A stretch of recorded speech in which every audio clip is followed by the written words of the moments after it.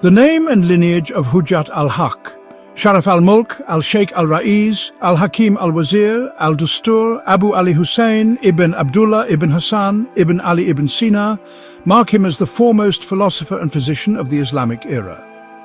He is among the world's greatest thinkers and prominent scholars, and he has had a significant role and undeniable influence on the progress and development of science. His biography, written in detail by himself and his student Abu Ubaid al-Juzjani, is preserved in a treatise. Multiple handwritten copies of this treatise exist in libraries around the world. Its text is included in Uyun al-Anba by Ibn Abi Usaybiyah, while a summary can be found in Akhbar. His father, Abdullah, was from Balkh and served as an official in the Samanid government. Avicenna was born in Bukhara during the reign of Amir Hamid Nu ibn Mansur from 366 to 387 AH. He was born in a village called Karmishan, one of the estates of that city and among the major towns of Bukhara. The name Karmishan has been recorded with various spellings. Still, the most accurate versions are Kormishan, with the first vowel pronounced U and the third and fifth vowels pronounced A, or Karmishan with the first, third and fifth vowels pronounced A. This village has frequently been mentioned in ancient geographical texts as part of the dependencies of Bukhara. Persian Dari was the language of the people in this area and the rest of Bukhara's surroundings. Both Ibn Hawqal and al-Istakhri mentioned that the language of Bukhara's people, though slightly altered and with some differences in words, was the same as that of Sogdiana, referred to as Dari.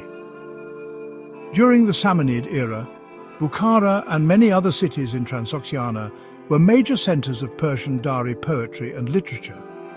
This prominence persisted throughout the rule of the Afshana dynasty and the Khwarezmian rulers of the Atsiz family.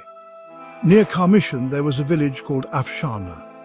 Abdullah married a woman from there named Sitara, and from her he had a son named Husayn in the month of Safar, 370 AH. This date of birth mentioned by al-Bayhaqi in his account of Avicenna's life is considered the most accurate. However, some sources have stated his birth year as 373 AH, as indicated in the following verse. Hujjat al-Haq, Abu Ali Sina, entered existence from non-being in Shuja, 373, left this world in Taxa, 427. In Shana, they mastered all sciences, 391. The year 373 AH, mentioned in this verse as Avicenna's birth year, does not align with the historian's claim that he lived around 58 years and died in 428 AH. If Avicenna was 58 at his death in 428 AH, his birth must have occurred in 370 AH. Additionally, Avicenna wrote in his autobiography that when he treated Nu ibn Mansur and gained access to the Samanid library, he was 18. If the year 373 AH in the poem is taken as his birth year, he would have been only 15 years old, not 18. Abdullah had another son named Mahmud from Sitara, 5 years after Avicenna's birth.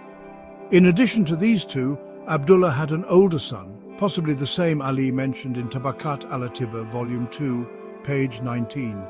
After Mahmud's birth, Abdullah moved with his family to Bukhara. There, Husayn Avicenna began learning the Qur'an and literature.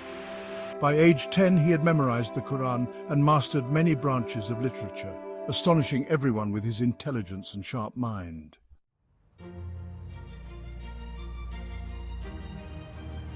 During this time, the Ismaili Dawah, or missionary efforts, sent by the Fatimid caliphs of Egypt to propagate the imamate of Muhammad ibn Ismail ibn Jafar al-Sadiq, flourished in central and eastern Iran. Many Iranians, including political figures and scholars, converted to this sect.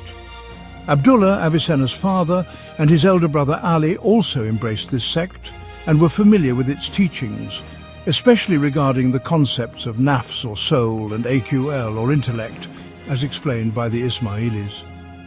It is worth noting that Ismaili missionaries often prepared for their dawah by organizing debates and discussions to sharpen their skills in defending their beliefs.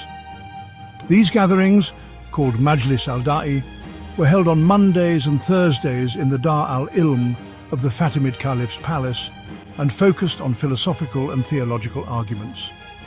Avicenna mentioned that his father and brother often discussed these ideas at home, which he listened to and understood, though he did not believe in. Despite this, they encouraged him to pursue philosophy, geometry, and Indian mathematics. According to al-Bayhaqi, Abdullah also studied the Rasail Ikhwan al-Safa, or Epistles of the Brethren of Purity, and Avicenna occasionally examined them.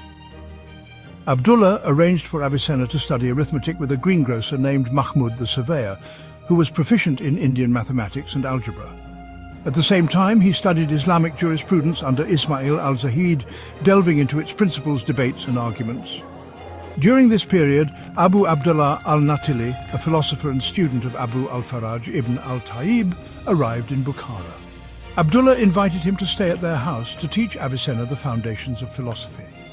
Avicenna began with Porphyry's Isagoge and presented new problems and solutions that amazed Natili. Natili advised Abdullah to focus Husayn entirely on his studies.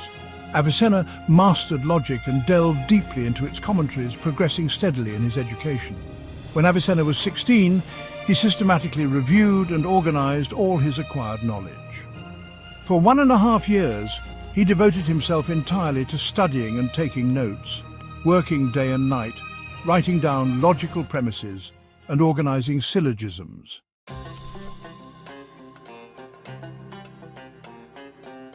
At the tender age of 16, Avicenna's focus shifted to the study of medicine, a field he found more approachable than others. His intellectual prowess and unwavering dedication allowed him to outshine his teachers and contemporaries in an astonishingly brief period.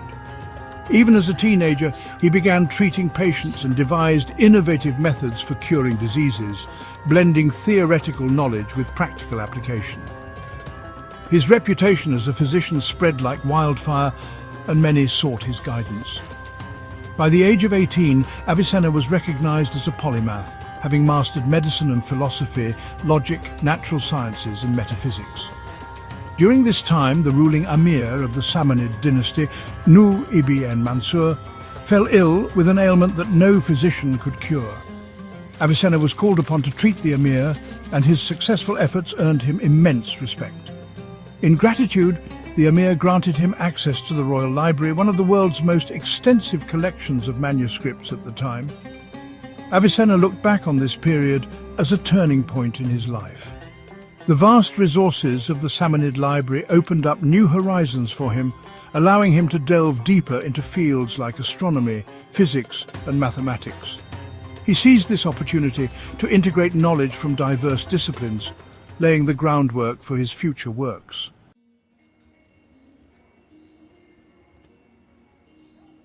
Avicenna's life took a tumultuous turn after the downfall of the Samanid dynasty.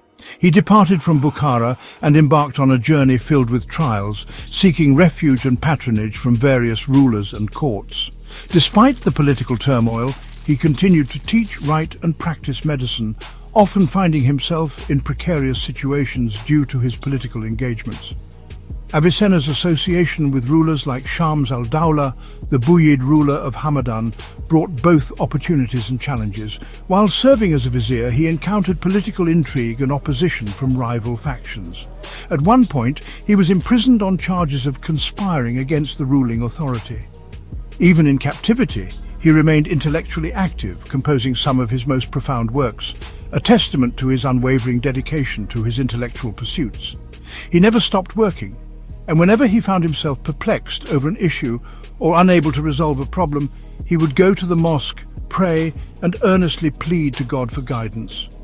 Upon returning home, he would write and read each night. If sleep overtook him or he sensed physical weakness, he would restore his strength with a cup of wine and resume his work. He mentioned in his biography that even if he fell into a brief slumber, the same issues he studied during the day would appear in his dreams, and he would comprehend their truths. Many aspects of his inquiries became clear to him in dreams. He continued working in this manner until he mastered all sciences, acquiring as much humanly possible knowledge. He claimed that all he had learned by then constituted the entirety of his lifetime's understanding, and no further additions were made to it. As a result of these intense studies and continuous efforts, by the time Avicenna, Sina, reached 17 and a half years of age, he had mastered not only literature and jurisprudence, but also logic, mathematics and natural sciences. Subsequently, he turned his attention to theology and began reading Aristotle's Metaphysics.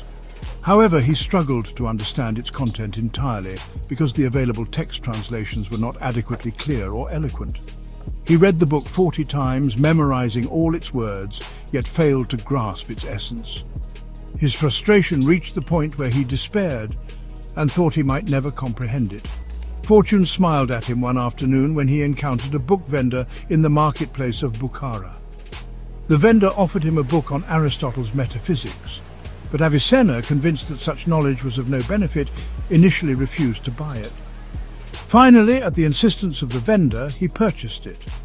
Upon inspection, he found a commentary on metaphysics by Abu Nasr al-Farabi, explaining Aristotle's objectives. Avicenna eagerly read the book and immediately understood the purpose of the Greek master in metaphysics. This was because he had already memorized the book's content, and the second teacher, Farabi, had elucidated Aristotle's ideas through the interpretations of Alexander of Aphrodisias and the Neoplatonists, presenting them clearly to the Muslim scholars. Resolving this great scholarly challenge brought joy to the young Avicenna, who distributed much of his wealth as charity and offered thanks to God. Thus concluded Avicenna's final effort to master the sciences of his time. As we can see, he was only 17 and a half years old then. At this young age, he accomplished feats that seasoned scholars could not achieve, despite their endeavours. Moreover, he barely required a teacher's assistance for the preliminary stages of his education. The fame of this precocious youth spread throughout Bukhara, especially among the physicians of that great centre of learning and culture. They admired his extensive studies, experiments, and the innovative methods he discovered in treatment, often seeking his counsel.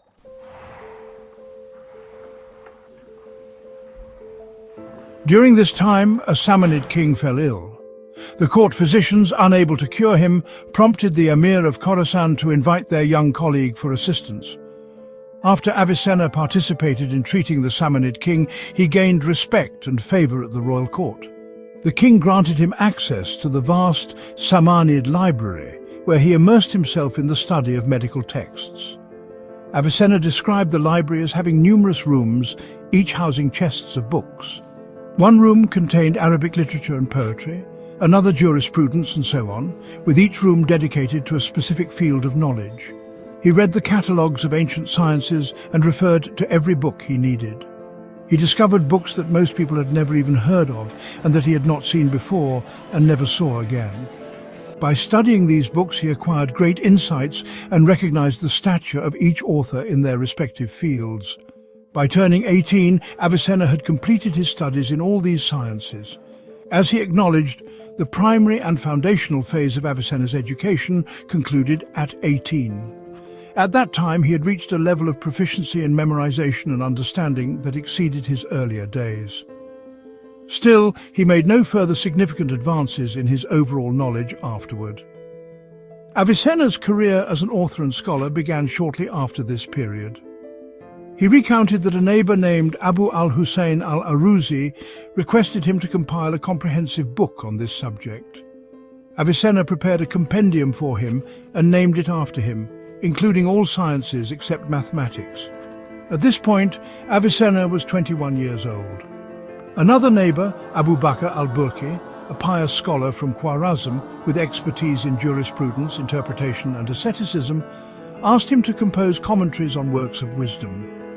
Avicenna wrote the book Al-Hasil wal-Mahsul in nearly 20 volumes for him, as well as the book Al-Bir wal-Itham on ethics.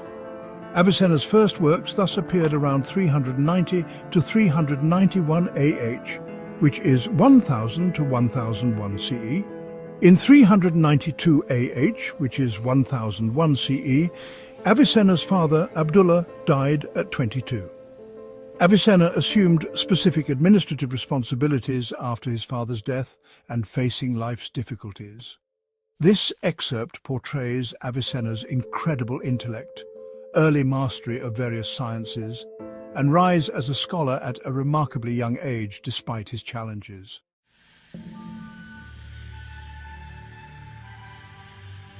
Meanwhile, the Samanid king had fallen ill, and the court physicians, unable to cure him, urged the governor of Khorasan to summon his young colleague for help.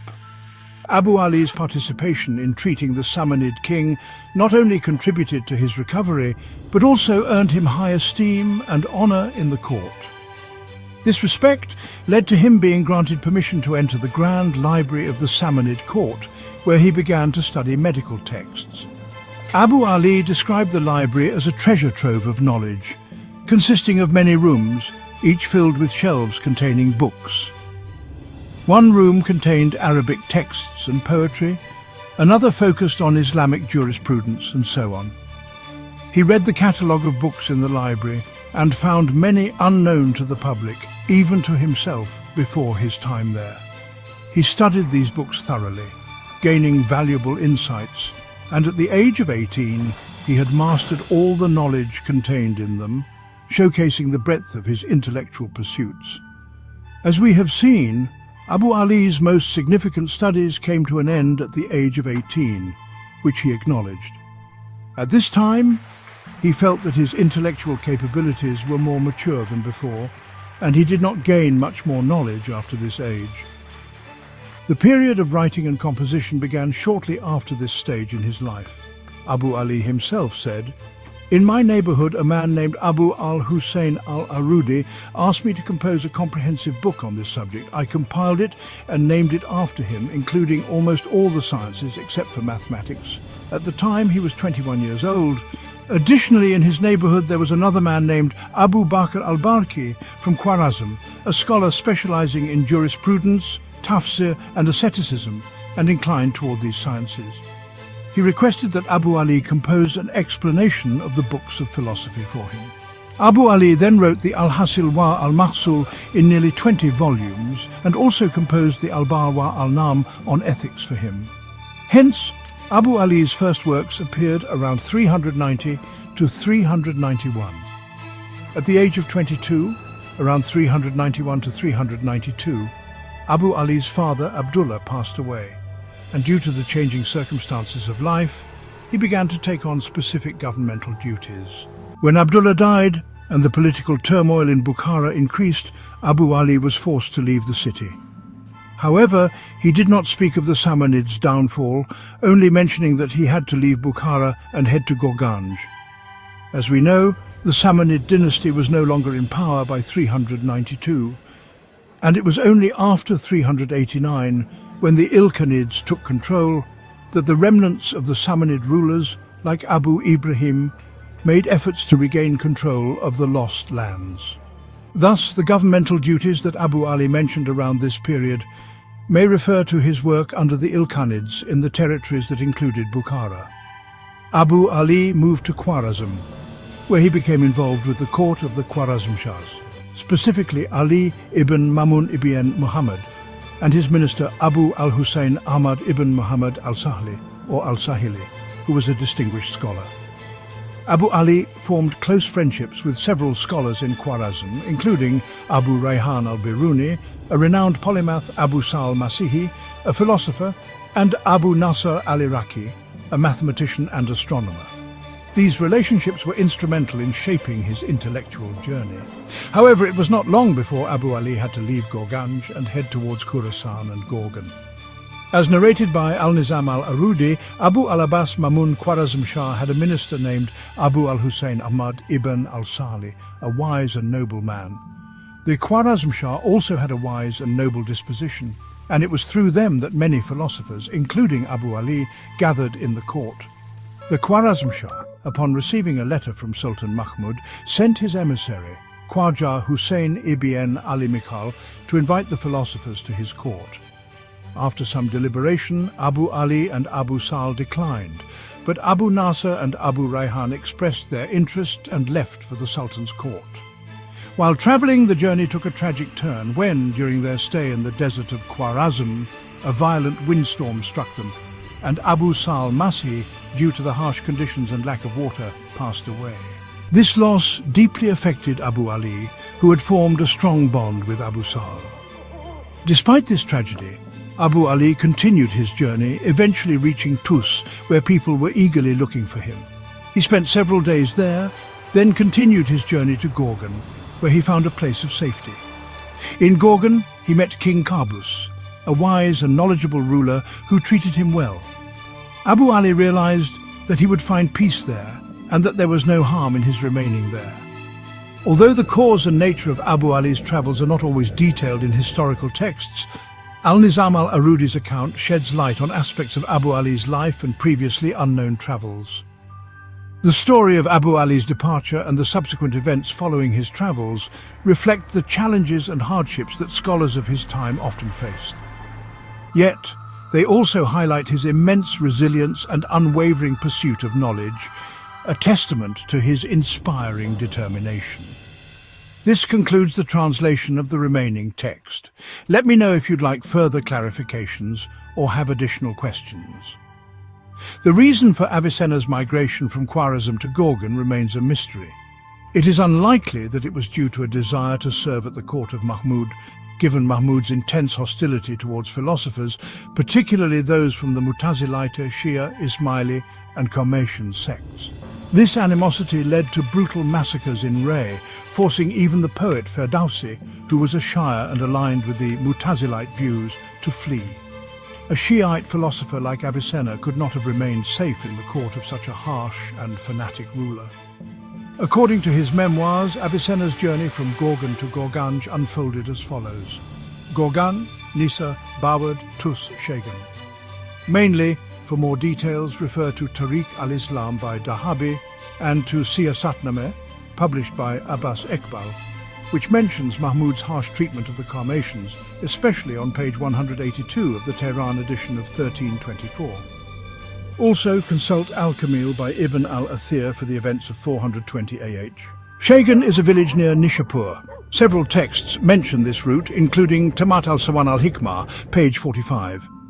Other versions, as we have seen, suggest that Avicenna's journey from Gorganj went from there to Tus, Nishapur, and then to Gorgan. Some manuscripts indicate that he did not enter Nishapur. Avicenna's travels are described in several historical works, and his arrival in Gorgan coincided with the news of the death of Qaboos ibn Washmgir, who died in 403 AH, suggesting that Avicenna's journey took place around the same time. His journey was likely related to visiting Shams al-Ma'ali Qaboos, as indicated by the story in Nizam al-Aruzi's work, which narrates how Avicenna treated the ill Qaboos. This incident is significant as it demonstrates Avicenna's medical expertise and the respect he gained from the ruling class. Avicenna's time in Gorgan was not just marked by his medical contributions, but also by his involvement in various intellectual pursuits. He composed several philosophical and medical texts, leaving a profound mark on the intellectual landscape of the region. His time in the region also led to the formation of his relationship with his student, Abu Ubaid Abd al-Wahid Juzjani. This passage also includes the story of his encounter with Qaboos, where Avicenna diagnoses a patient's condition with remarkable precision, a testament to his unparalleled expertise. This anecdote, albeit in a modified form, appears in the first book of Masnavi by Jalaluddin Rumi, derived from Avicenna's observations on diagnosing and treating conditions like lover's fever. Regarding Avicenna's subsequent movements, it is indicated that his stay in Gorgan was relatively brief, and from there he moved on to other cities, such as Ray and eventually Isfahan, where he worked with several rulers, including the famous Shams al-Dawlah. His travels reflect the intertwined nature of his philosophical and medical journey with the political circumstances of his time, which were characterized by shifting power dynamics and the patronage of intellectual figures by rulers.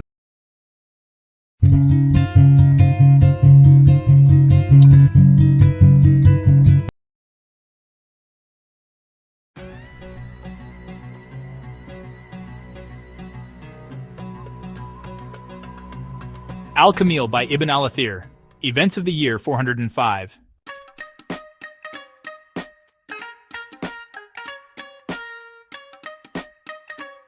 Perhaps Abu Ubaid's statement on this matter can be clarified as follows.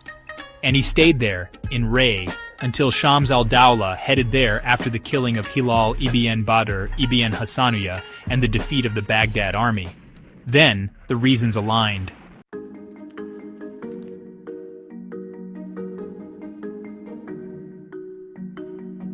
We must reduce the lengthy period of Abu Ali's stay in Gorgan and Ray, ignoring references and accounts on the matter. This statement appears to result from a distortion by later writers, who altered Juwayni's phrase from after the killing of Hilal ibn Badr to before the death of Badr.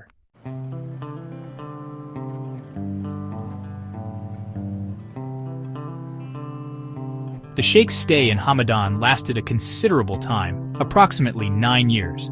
Abu Ubaid narrates that during this period, the Sheikh initially entered the service of Qadbanuye and supervised her affairs. Subsequently, his acquaintance with Shams al-Dawla led to the Sheikh being summoned to the royal court due to the king's illness with colic. The Sheikh treated him well, and he received significant rewards.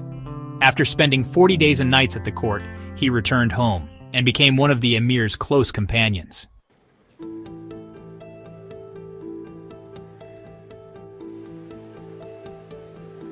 Then came Shams al-Dawla's expedition to Karmasin, also known as Kermanshah, for a battle against Inaz, in which the Sheikh accompanied him. Shams al-Dawla returned defeated to Hamadan. Upon arrival, he entrusted the ministry to Abu Ali. However, the Sheikh's ministry could not have begun earlier than mid-406, as we have discussed that Shams al-Dawla returned to Hamadan from Ray at the end of 405 or early 406.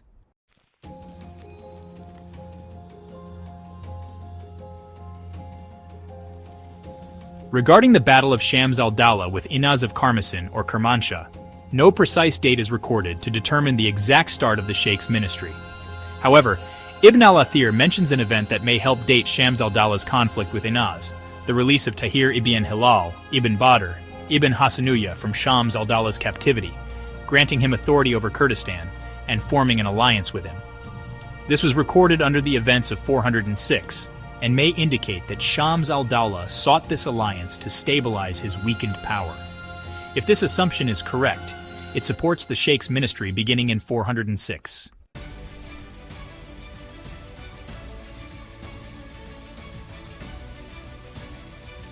By 411, Shams al-Dawla's minister was no longer Abu Ali Sina. According to Ibn al-Athir's account for that year, the minister was Taj al-Mulk Abu Nasr ibn Bahram al-Qawi, who later served the successor Sama al-Dawla, after Shams al-Dawla's death around 412. Thus, the Sheikh's ministry spanned from mid-406 to early 411. During this period, as is known, the Sheikh was once dismissed due to a military rebellion, but later reinstated as minister.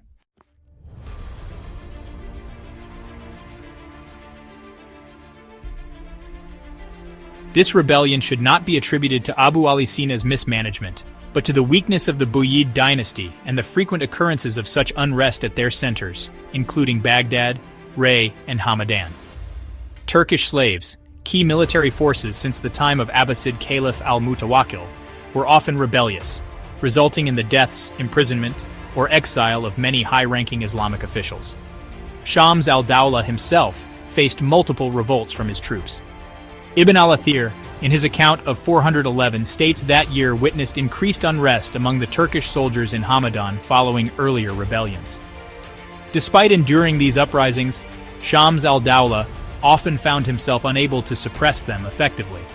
It appears the Sheikh resisted the soldiers' endless demands and aimed to suppress them. Abu Ubaid remarks that the soldiers, fearing for their lives, revolted against the Sheikh, imprisoned him, looted his possessions, and even demanded his execution. However, Shams al-Dawla refused to comply, dismissing the Sheikh from state affairs. The Sheikh then remained hidden for 40 days at the residence of Abu Sa'd ibn Dakduk until Shams al-Dawla, suffering a recurrence of colic, summoned him again. After treating the king successfully, the Sheikh was reinstated as minister. During this period, Abu Ubaid requested the Sheikh to comment on Aristotle's works, but he declined, citing a lack of time. Instead, he began authoring the natural sciences section of his monumental book, Al-Shifa, while continuing to teach. Students regularly gathered at his home, and significant works such as the Canon of Medicine and Isharat wa Tanbihat were read and discussed.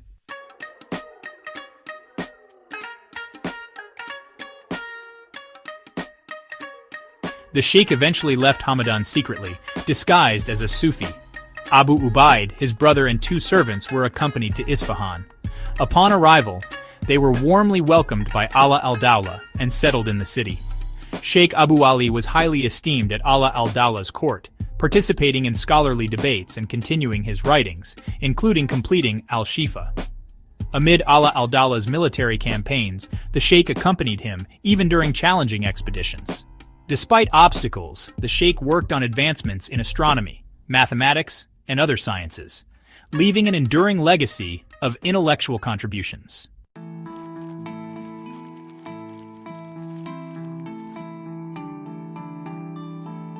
As we have seen, the death of Sheikh Ibn Sina has been a subject of scholarly debate, with Abu Ubaid and al-Baihaqi recording it in the year 428 AH. Ibn al-Athir also mentioned this in the events of the year 428, and al-Kifti has likewise stated the same year. Yaqut also provided the same date. Abu Ubaid did not specify the month of the sheikh's passing, but al-Baihaqi noted it as the first Friday of Ramadan, while Ibn al-Athir mentioned Shaban in 428 AH. Therefore, the year 427, mentioned in the famous account of Ibn Sina's life, is incorrect. Qandamir wrote that the sheikh passed away on a Friday during Ramadan in 428 AH. However, some historians have stated the year 427 AH. Abu Ubaid considered his age to be 53 years at the time of his death, whereas al-Kifti mentioned it as 58 years, and al-Baihaqi wrote, the sheikh's age was approximately 58 solar years. The precision of these age calculations is a testament to the meticulous nature of historical analysis. Accepting Abu Ubaid's claim appears challenging because, based on evidence, the sheikh's birth was in 370 AH, and if he were 53 years old, his death would align with the year 422 AH. This conflicts with the year 428 AH, also cited by Abu Ubaid, revealing a discrepancy. This may explain why Abu Ubaid gave an unusual year, 375 AH, for Ibn Sina's birth, contrary to the widely accepted evidence. However, al-Baihaq's account is more reliable, although he considered the sheikh's age to be 58 solar years. According to al-Baihaqi, Ibn Sina was born in the month of Safar in 370 AH and died in Ramadan in 428 AH. Based on this calculation, his age was 58 lunar years and 7 months, which equates to 56 solar years and a few months. Qandamir inaccurately recorded his age as 63 solar years and 7 months.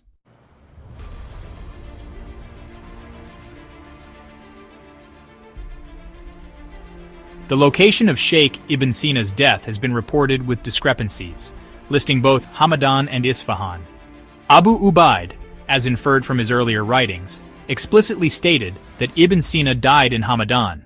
The same assertion is found in the works of al-Kifti, al-Baihaqi, and Ibn al-Abri.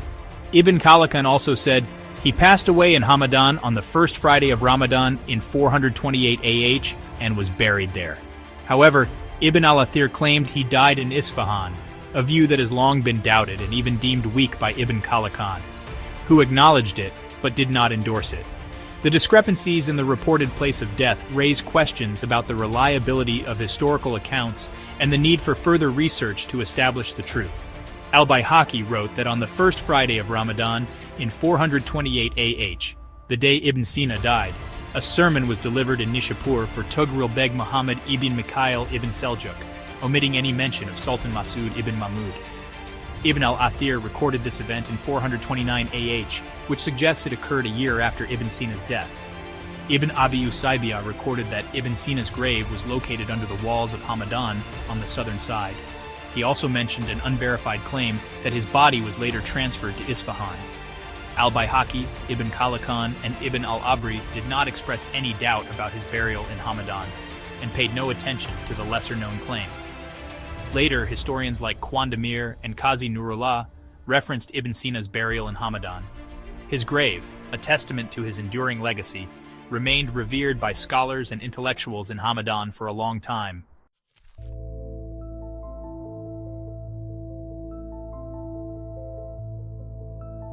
Abu Ubaid described the sheikh as a man of great stature, exemplary intellect, and a brilliant thinker. He possessed a sharp memory and was capable of quickly solving intricate problems. According to Al-Sinasi, the sheikh was inclined toward humor and cheerfulness.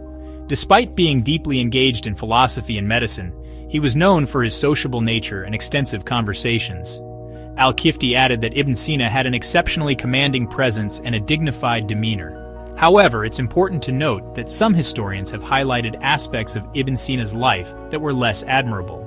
For instance, Ibn Abi Usaybi'ah narrated accounts of Ibn Sina's indulgence in worldly pleasures, such as feasting and drinking, which sparked criticism among his contemporaries.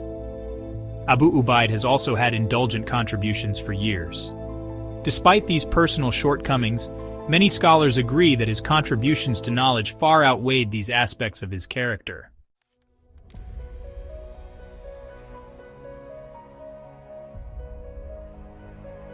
Sheikh Ibn Sina's literary and scientific contributions are truly unparalleled in their diversity and depth. He authored numerous works in various disciplines, including philosophy, medicine, astronomy, mathematics, and poetry. Al-Kifti mentioned that Ibn Sina wrote nearly 450 treatises, of which 240 were focused on philosophy and medicine.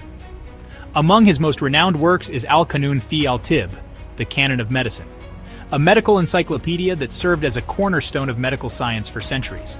His philosophical writings, such as Kitab al-Shifa, the Book of Healing, are considered groundbreaking in Islamic thought.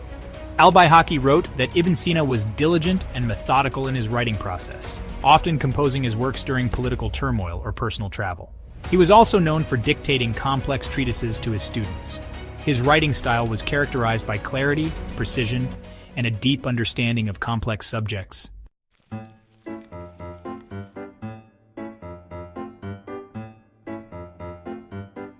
Despite his immense intellectual contributions, Ibn Sina was not immune to criticism. Orthodox scholars and theologians accused him of deviating from traditional Islamic beliefs, particularly his philosophical interpretations. Al-Ghazali, one of Islam's most prominent scholars, was among his critics, labeling some of his views as heretical. Ibn Sina's belief in the eternity of the universe and his interpretation of divine attributes sparked heated debates among theologians.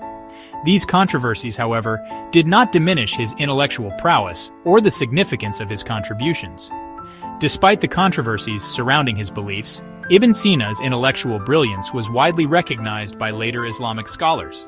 Figures such as Fakhr al-Din al-Razi and Nasir al-Din al-Tusi defended his contributions to science and philosophy.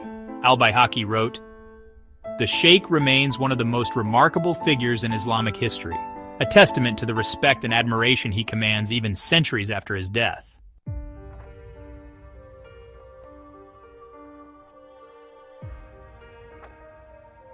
Ibn Sina's legacy extended beyond his lifetime. His works were translated into Latin during the medieval period, influencing European scholars and the development of Western science and medicine. The Canon of Medicine remained a standard book in European universities until the 17th century, a testament to the enduring impact of his contributions. Ibn Sina's philosophical ideas also shaped the intellectual landscape of the Islamic world, inspiring later thinkers like Ibn Rushd, Averroes, and Mullah Sadra. Modern historians regard Ibn Sina as a symbol of the golden age of Islamic civilization. His contributions to knowledge and culture exemplify the intellectual vitality of his era. Al-Baihaqi concluded his biography. The Sheikh was not merely a scholar, but a phenomenon, a testament to the human capacity for learning and innovation.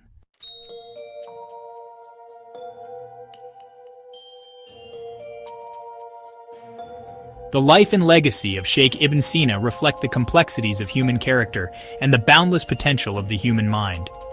Despite facing challenges and controversies, he emerged as one of the most influential figures in history, a testament to his resilience and determination.